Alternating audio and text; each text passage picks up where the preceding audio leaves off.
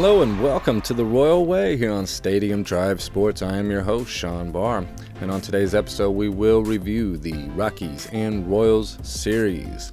I'm sorry I'm a little bit late with this episode. I traveled all the way to Denver, Colorado, and give you a live scoop of the action, but I ended up finding some mysterious gummy bears. I was hungry, and after that I don't really remember anything. But I do remember that the Royals fired their batting coach. I forgot his name. Statbot. Who did the Royals fire recently? Who was the batting coach? There he is, Terry Bradshaw. Wait a minute. That's not the right Terry Bradshaw. Sorry, Statbot sucks. The Royals weren't having much progress in the offensive category, just like the rest of the MLB. So changes went into effect, and they went into effect after this series. So let's go ahead and get this Rockies-Royals series out of the way. There's a lot of games in baseball. Sean, look. Statbot. Alright, we go to Game 1 in the mile-high city of Denver, Colorado. Andrew Benintendi starts things off with the 433-foot blast to right that scores Whit Merrifield. Iglesias and Hilliard both get RBI singles the next inning, along with the sac fly for the Rockies.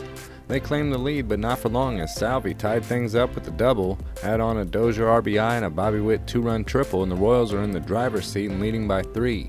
Dozier scored on an error in the 5th by the Rockies' second baseman that allowed Witt to get into scoring range, and Taylor singled him in to make it 8-3. But here comes the Rockies. They score 4 in the 5th and get within a run, 8-7.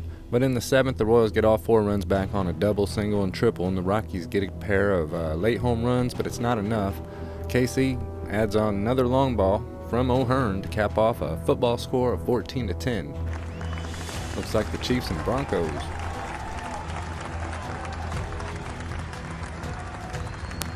Alright, let's look at the Game 1 box scores. Merrifield, good game. Benintendi, great game. Salvador Perez, good game. Hunter Dozier, first ever perfect game. 5 for 5 at the plate. That's the way it's done. That'll raise that average. Michael Taylor, great game. When we take a look at the pitching stats, we see 101 pitches in 4.2 innings. That's way too many. It was sad to see Baar finally give up a run. Alright, Game 2. Probably going to be another football score with this thin air in Denver. You could probably hit a home run with a wiffle ball back there. Especially Justin Blackmon. He gets things going for the Rockies as they score 3 in the first couple innings. Whit Merrifield continued the series well by singling in a run before Salvi knocked him in with a shot to right. The Rockies got them all back in the bottom half and then some by scoring 4. Too much damage early. The Royals just couldn't get anything together in the middle part of the game. Those middle innings got them. They didn't see another run until the 7th inning when Bobby Witt Jr. hit that home run to left. But Colorado answered back with one of their own in the 7th as well. And the Royals will have to go to a Game 3 to decide a winner of this series, as they fall to the Colorado Rockies in Game 2 by a final score of 10-4. 10-4, over and out. Yeah. Let's take a look at those box scores. There's really not much to say about these mediocre numbers. The only high number I see is the strikeout rates. A few bad games. I mean, Witt Jr. had a good game, I guess. It was teetering more on the decent. Only 2 pitchers pitched in this one. Carlos Hernandez and Ronald Bolanos. Not very good, Hernandez. Not very impressive at all. Alright, the final game of the series, the Royals versus the Huge Hills in a line made of rock, also known as the Rockies. If you haven't been to Estes Park, I suggest it. It's beautiful there, beautiful landscape. Hopefully KC doesn't get off to a rocky start, and it doesn't look like they are. Looks pretty quiet. What's going on? Where's the firepower? Football score. There we go. Rivera hits a 2-run home run to left center in the 5th. The next inning, Whit Merrifield hits one to left. In the next inning, Bobby Witt hits his 3rd of the year to left. There we go. Rivera added an RBI double, and Merrifield drove him in with a sac fly, and the Royals were up 6-0. But Colorado scores 7 in the 7th to take a 7-6 lead.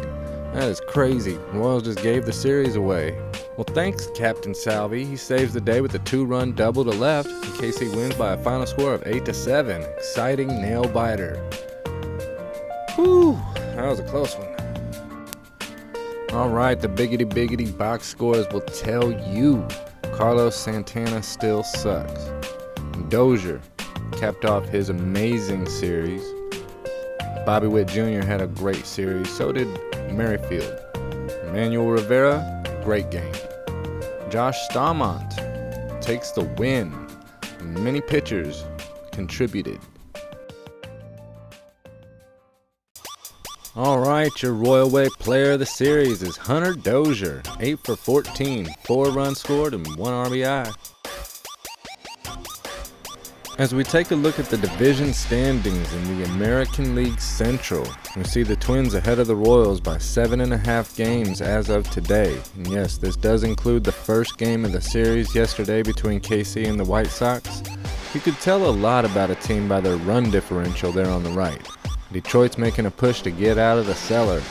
KC, it's going down. So the next team on the Royals schedule is the Chicago White Sox. First game was played, we took them into extra innings and we lost that one. Today we've got a doubleheader, and yes, it is a 5-game series. We've got a night and a day game next. This is your Royal Way news break in less than 1 minute. The Cincinnati Reds managed to lose a no-hitter. A misplay of the ball led to a run being scored, and they lose to the Pirates 1-0. Shohei Ohtani became the 3rd Japanese-born player to hit 100 home runs. He joins Babe Ruth as the only players to ever strike out 250 and hit 100 homers. Same with batting in the top 4 in the lineup as a pitcher in Fenway. Only Ohtani and the Bambino have done it. 42-year-old Albert Pujols pitched in the 9th inning of a 15-6 blowout game against the Giants for the first time in his 22-year career. He gave up a 3-run homer and a solo shot before recording that 3rd and final out, but he's 5th on the home run list with 681 home runs. Meanwhile, St. Louis pitcher Adam Wainwright and catcher Yadier Molina team up for their 203rd victory, which is a record, 3rd all-time with 311 games together. Finally, Phillies outfielder Somebody Herrera swung at a pitch that went between his legs. The video is crazy. Meow, meow. We gotta go to commercial, meow.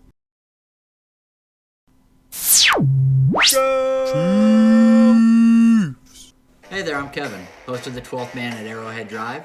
Be sure to tune in every Sunday and Wednesday for all your Chiefs content right here on Stadium Drive Sports.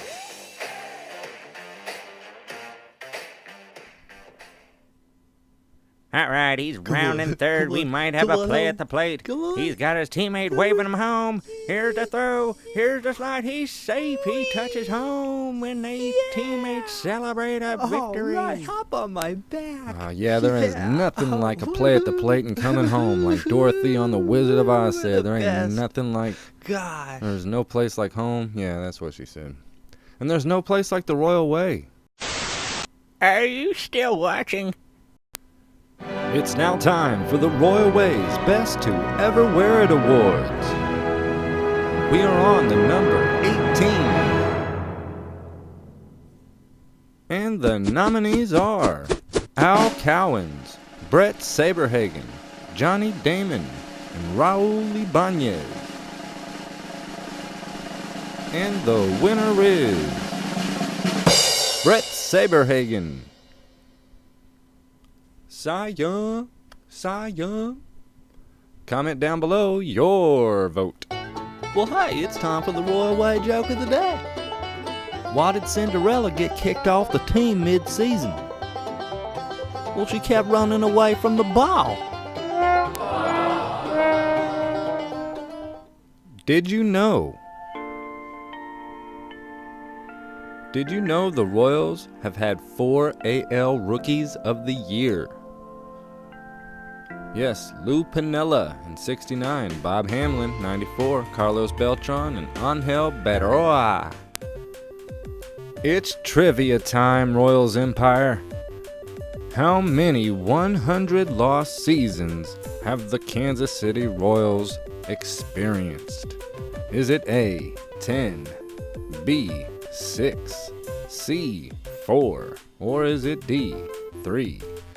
How many 100 lost seasons have the boys in blue and you've gone through? It has been 6. B, 2002, 2004, 2005, 2006, 18 and 19. Guess who? I appeared in 162 games as a pro for Cleveland between 1985 and 87. I was a scout for the Indians afterwards, plus a manager in the New York Yankees system before becoming director of player development for the Texas Rangers. Then I served as manager for the Hokkaido Nippon Ham Fighter in Japan's Pacific League with a .521 winning percentage. Very good. I have been a head coach in 3 different countries, Japan, South Korea, and USA. I was also a bench coach for the Dodgers, Yankees, Astros, and Marlins after my tenure as head coach for the Royals between 2008 and 2010. My 2006 team were the Japan Series champions, plus my South Korean team won the Korean World Series in 2018. Well, they don't call it the World Series, they know better. My daughter is married to former Royals center fielder Brett Phillips, who currently plays for the Tampa Bay Rays. How about that? I remember Brett Phillips, he's a good character. I am Trey Hillman. Remember that guy?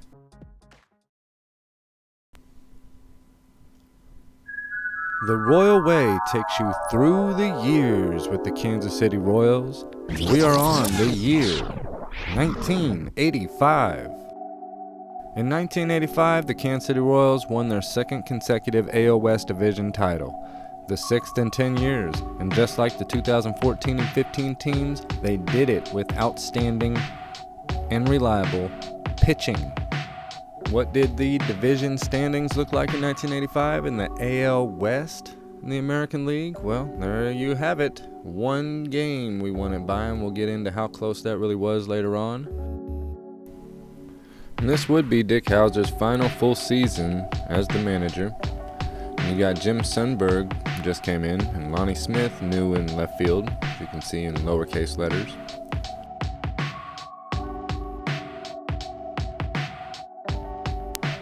The 1985 Royals starters consisted of Charlie Leibrandt, Brett Saberhagen, Danny Jackson, Bud Black, and Mark Gubicza. And as you can see, the AL Cy Young Award winner, Brett Saberhagen, is on that list. When it comes to your Royals relievers, not a bad group either. Newcomer Steve Farr, and you got Dan Quisenberry running the show again with 37 saves, led the AL, 2.37 ERA. When it comes to the offense, George Brett led the team in batting average, hits, doubles, and RBI. Willie Wilson hit an astounding 21 triples, which led the majors to go along with 43 stolen bases, and Steve Bye-Bye Balboni hit the most homers with 36. Dan Quisenberry pitched in more games than anyone this year in the entire league, with 84, on his way to an AL best 37 saves. Charlie Leibrandt pitched the most innings for KC. He and Danny Jackson had 3 shutouts. Brett Saberhagen strikes out 158, including 10 complete games. The fans were ready this year. 41,086 showed up on opening day, the most ever until the 2005 season. On July 12th, KC had a 500 record, believe it or not. On July 22nd, as the Yankees came to town, KC began a 7-game winning streak that would lead them closer to the Angels in California. The Royals had an extra playoff series versus the Angels, and the Royals had 7 games to go, all at home. Let's go! The Royals behind Saberhagen won the first game 3-1. The Angels won Game 2 4-2. And Game 3 had Bud Black pitching a complete game shutout. Brett hit a 3-run inside the park home run in the first inning. Game 4 was won by KC 4-1. Finally, the Royals won 2 of 3 versus Oakland at home to advance to the playoffs, winning the West by 1 game. Here's a look at the 1985 MLB playoffs. You had the St. Louis Cardinals versus the LA Dodgers. The Toronto Blue Jays Well, we're just running through this. Kansas City defeats the St. Louis Cardinals in a best-of-7 series 4-3 in 1985. You should know that. We're going to get way more in depth with it on the next episode when we take a closer look at the 1985 playoffs. But as for now, let's end it by taking a look at all the award winners. The league MVP, AL, Don Mattingly. NL, Willie McGee. Your Cy Young Award winners, of course, Brett Saberhagen and Dwight Gooden. George Brett was your ALCS MVP. Your NLCS MVP was Ozzie Smith. You got Brett Saberhagen as your World Series MVP. Your All-Star Game MVP, Lamar Hoyt. And your Rookies of the Year in the AL, Isaac Guillen. In the NL, Vince Coleman. In your 1985 Kansas City Royals All-Stars were George Brett with his 9th. They're usually a year behind on All-Star games. To be continued with 1986. Alright, Empire, that's all the time we have for now for today's episode. I want to thank you all for watching. Give me some of that like and subscribe button love. Yeah, hit that. I've got to head on back to the K. We've got game 2 and 3 of 5. Yes, I'll be there all day for a doubleheader. We're going to try to battle all the way through this. I'm going to get some good picks for you. We'll have a brand new episode for you on Thursday. So be sure to tune back into the Royal Way. Try not to be too late. I've got rid of those gummy bears. They're gone. So I'll be on time.